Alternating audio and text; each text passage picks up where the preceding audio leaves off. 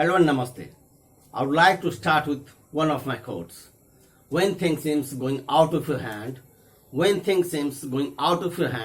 it may seem hot like summer's sand. Please don't quit, rather take some rest.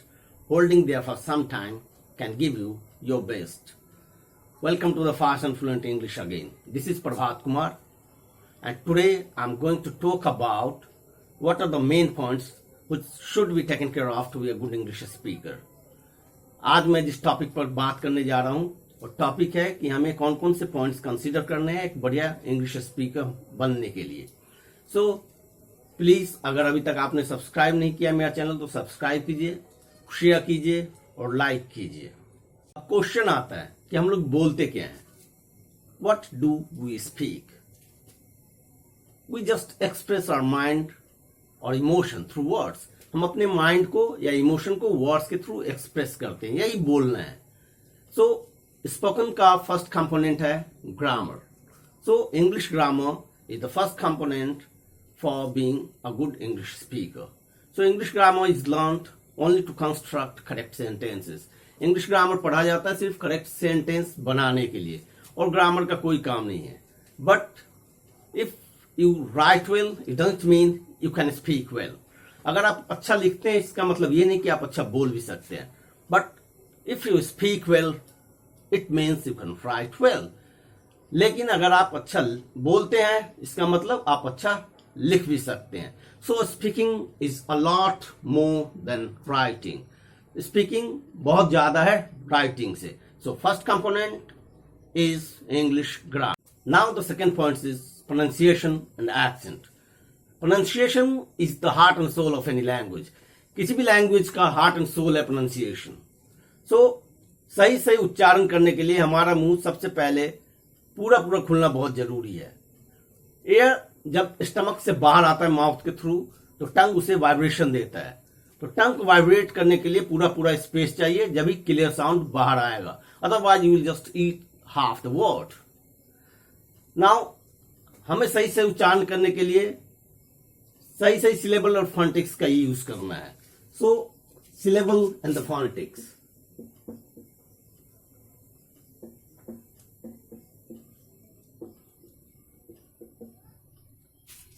तो syllable क्या होता है? Syllable होता है हम किसी भी वर्ड को उसके वावल साउंड के बेसिस पर स्प्लिट करते हैं. सो सिंगल सिलेबल वर्ड हो सकते हैं, डबल सिलेबल हो सकते हैं, मल्टी सिलेबल हो सकते हैं. सिलेबल दो तरह का होता है, strong syllable and weak syllable. Strong syllable पर हम स्ट्रेस दे करके बोलते हैं. We just stress the strong syllable and we speak softly to the weak syllable. For example geo go, it is a single syllable word. तो हम एक बार बोलेंगे. So you don't have to speak a word at once. अगर single syllable है तो हम एक बार में बोलेंगे. अगर डबल सिलेबल है तो हम एक बार में वर्ड को नहीं बोलेंगे.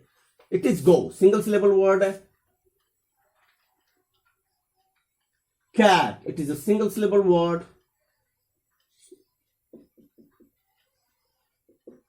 English, English is a double syllable word. ये स्ट्रॉन्ग सिलेबल है इंग और लिश वीक सिलेबल है. So you just have to speak it as English. So pronunciation, it has 4 syllables. So it is a strong syllable, it is weak, it is strong, again it is weak. So you just have to speak it as like pronunciation. So pronunciation. So it's about syllable. Now phonetics. Phonetics is the sound of the letters of English alphabet. English alphabet के letters का sound है.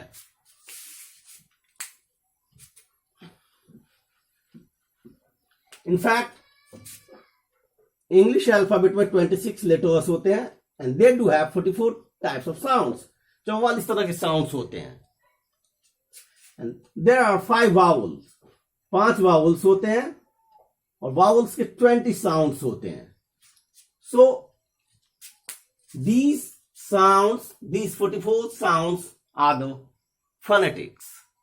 So इनके लिए symbol दिया गया है. आप dictionary में उसको देखते होंगे, जब प्रोनाउंसिएशन पार्ट होता है वर्ड के साथ स्लैश करके दिया हुआ होता है तो उसमें सिंबल्स बने हुए होते हैं. These are the phonetics.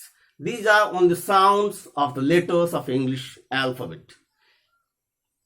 And every sound has got a symbol. And pronunciation के बारे में, pronunciation doesn't have any such rules. कोई वैसा रूल नहीं है pronunciation का. You just have to speak it as like it is written in the dictionary, जैसे कि डिक्शनरी में लिखा हुआ है. और सबसे बड़ी बात कि you don't have to be very much bookish. आपको बुकिश नहीं होना है, किताबी कीड़ा नहीं होना है. इनफैक्ट अगर दुनिया में आप सोचिए किसी को हिंदी बोलना हो तो हिंदी कैसे बोलेगा, कहां से सीखेगा, चाहे वो जितना भी किताब पढ़ ले. लेकिन अगर वो हम इंडियन की तरह, हमारी तरह हिंदी अगर नहीं बोलता है तो गलत बोलता है. उसी तरह if you are speaking English then you just have to follow the native speaker. आपको नेटिव स्पीकर को फॉलो करना है. ये जहां का लैंग्वेज है उनको फॉलो करना है. अगर आप किताब चाहे जितना भी पढ़ ले, लेकिन अगर आप उनकी तरफ नहीं बोलते हैं तो आप गलत बोलते हैं. Now the accent. एक्सेंट क्या होता है? Accent is the tone.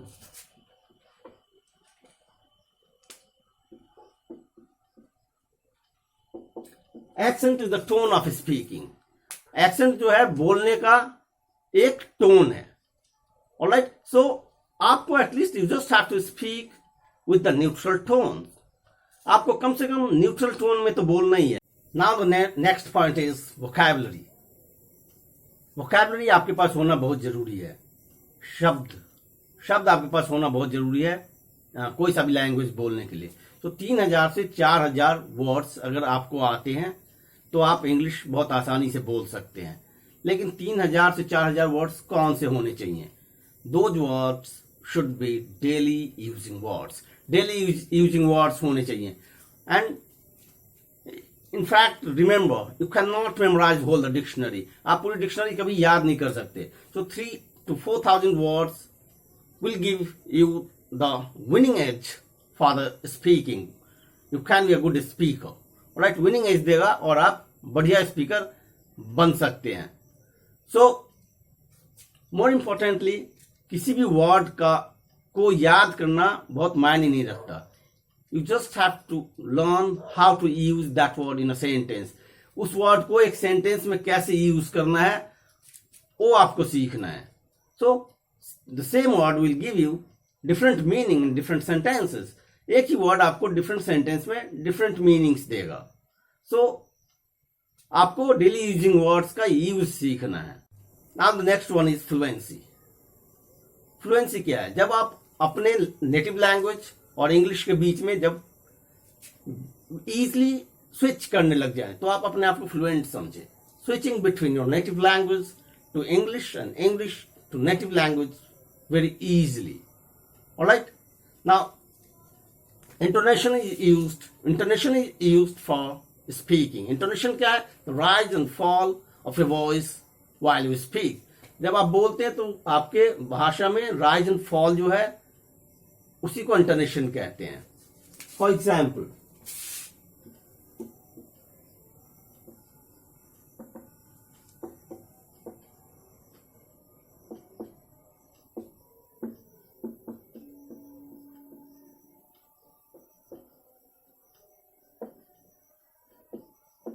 so I'm going to market to purchase some books.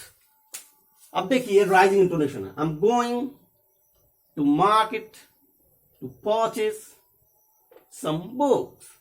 Alright, so it is called rising intonation. और यहाँ पे falling intonation है. सेंटेंस के लास्ट में falling intonation यूज करते हैं.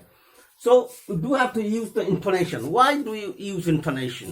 Intonation हम यूज करते हैं ताकि सामने वाले को हम क्या बोलना चाह रहे हैं ये समझा सकें. फॉर एग्जाम्पल एक ही सेंटेंस अलग अलग मीनिंग देगा हम जब दो बार बोलते हैं. For example, my name is Prabhat Kumar and second one, my name is Prabhat Kumar.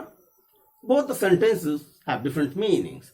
So you do have to be very much sincere while and very much expressive while speaking and you do have to use intonation. Now the second one is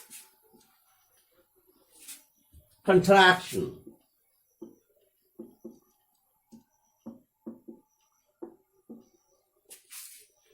Contraction of the sound. देखिए कई बार हम foreigners को सुनते हैं तो उनको समझ नहीं पाते, क्यों? Because they use contraction of the sound. वो contraction of the sound use करते हैं. Contraction is merging 2 or 3 words to make it one sound. एक ही साउंड बना देते हैं 2-3 वर्ड्स को आपस में मर्ज करके. For example, I have a pen. So it will become a pen. So what do you think? It will become what do you think? Just like what do you think? So it will become just like what do you think? In fact, you do have to use here sure sound, but यहाँ पे sure sound use करना है, लेकिन अभी आपको मालूम नहीं sure sound क्या होता है. That's why I had used a. All right. So I am teaching you. So I'm teaching you. So that is called contraction of the sound. So I don't know. All right. After that, there is connected speech. Contraction के बाद connected speech use करते हैं.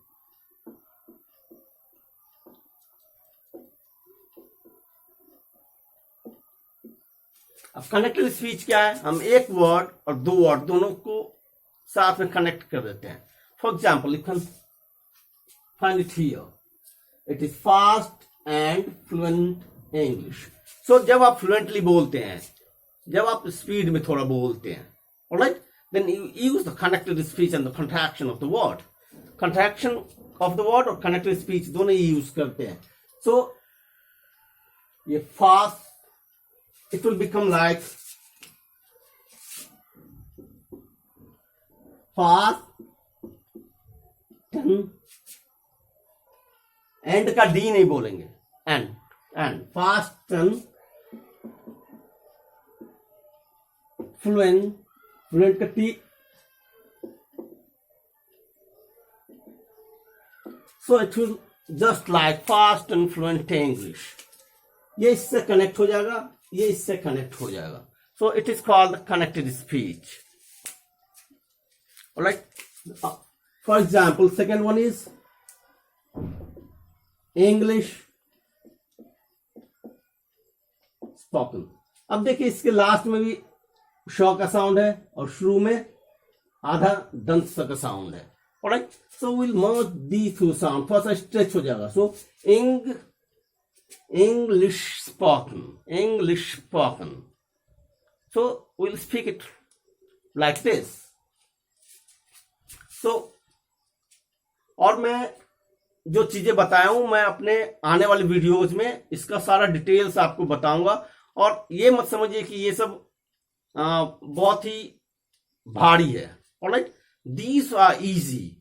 You need practice आप करेंगे तो आप कुछ भी इजीली प्राप्त कर सकते हैं. These are things for practicing. Practice के लिए ये सारी चीजें हैं. ऑलराइट. सो अगर आपको आज का वीडियो मेरा अच्छा लगा तो प्लीज सब्सक्राइब कीजिए, लाइक कीजिए और शेयर कीजिए. और प्लीज हम मेरे वीडियो को देखते रहिए.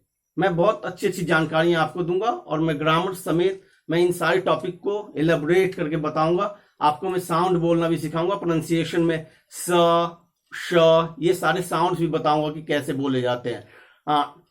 टंग प्लेसमेंट क्या होता है इनका, तो मैं सारी चीजें आपको समझाऊंगा. सो प्लीज देखते रहिए मेरा video. And till then, bye, take care.